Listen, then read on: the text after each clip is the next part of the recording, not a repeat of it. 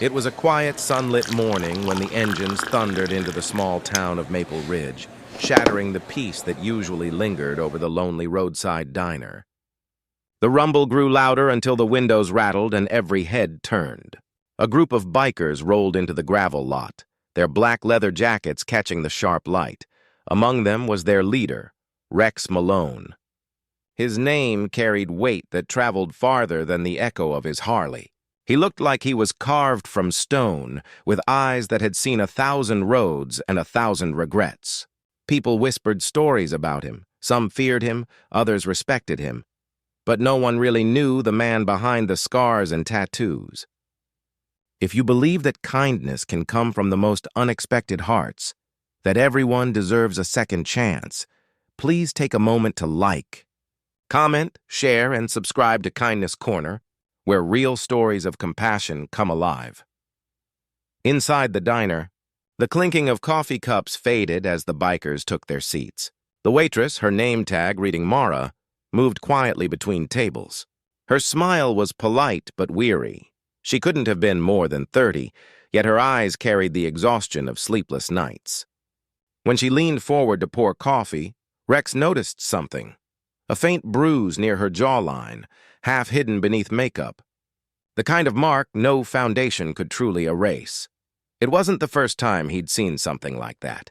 The sight stirred memories he thought he'd buried, memories of loss, of helplessness, of pain behind closed doors. Mara worked in silence, eyes down, hands trembling slightly as she set a plate before him. Rex's gaze lingered, not with judgment but with concern. He didn't say a word, but inside something shifted. A quiet fury mixed with an ache he hadn't felt in years. Outside, the sky turned gray, dust swirling across the lot. The other bikers laughed and talked, but Rex wasn't listening. He watched Mara slip into the kitchen, shoulders slumped, flinching when the manager barked an order. The man's face was thick with arrogance, eyes sharp with cruelty, and in that moment, everything became clear. Hours later, when the lunch crowd thinned, Rex lingered at the counter, pretending to sip his last coffee. He watched as the manager brushed past Mara, bumping her shoulder hard enough to spill a drink.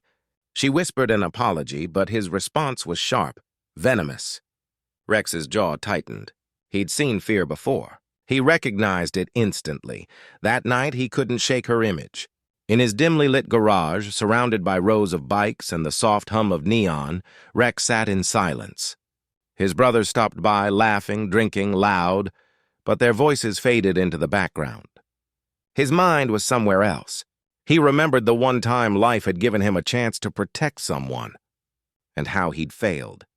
He promised himself never again.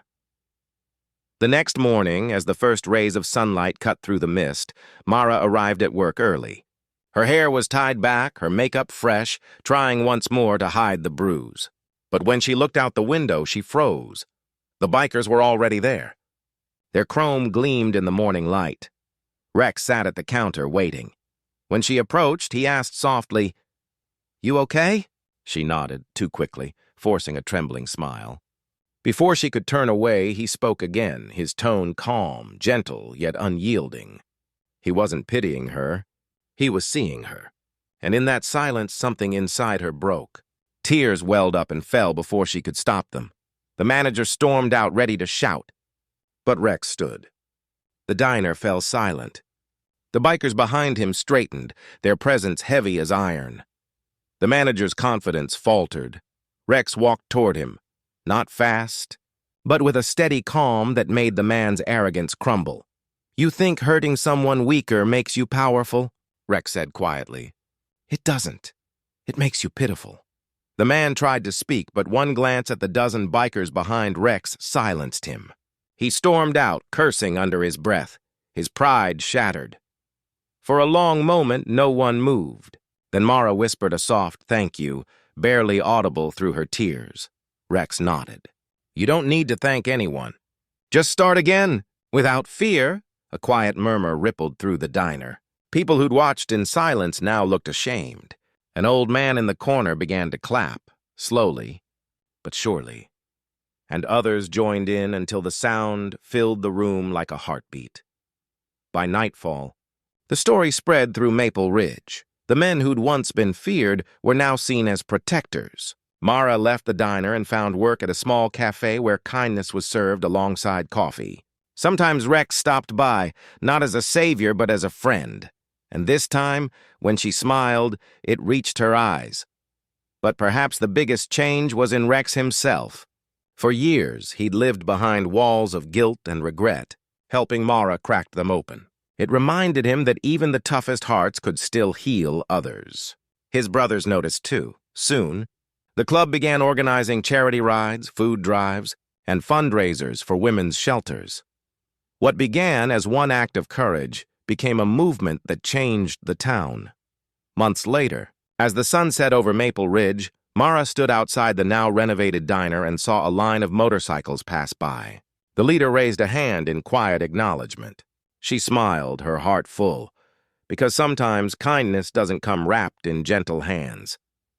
It comes roaring in on two wheels, wearing leather, carrying scars, and a heart that's finally learned to heal. If this story touched your heart, or reminded you that real strength lies in compassion, please like, share, and subscribe to Kindness Corner, where we celebrate the goodness that still exists in the world. Before you go, tell us in the comments, do you believe even the toughest people can have the softest hearts?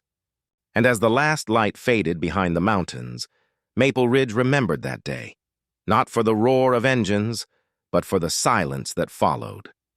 When kindness finally spoke louder than fear,